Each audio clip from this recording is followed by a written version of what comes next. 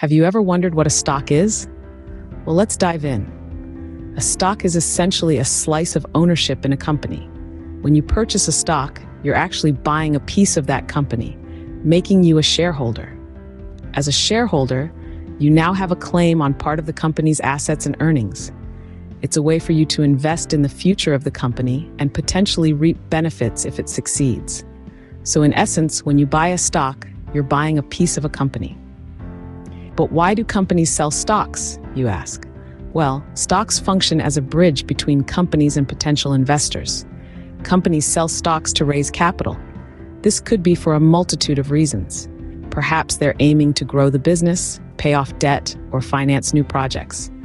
This fundraising process usually kicks off with something called an initial public offering, or IPO. Through this, companies invite the public to buy a piece of their business. Thus, stocks serve as a fundraising tool for companies. Now, you might be wondering, how do stocks work? Well, stocks are essentially bought and sold in marketplaces known as exchanges, like the New York Stock Exchange or the NASDAQ. The price of each stock isn't fixed. Rather, it's driven by supply and demand. If there's a greater demand to buy a particular stock than to sell it, the price increases.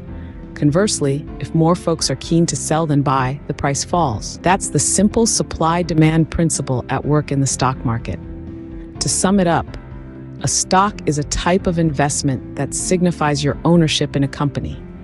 It's a tool that companies use to raise funds for growth and expansion.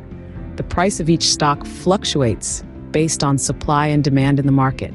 When you buy a stock, you're essentially buying a small piece of a company, making you a shareholder.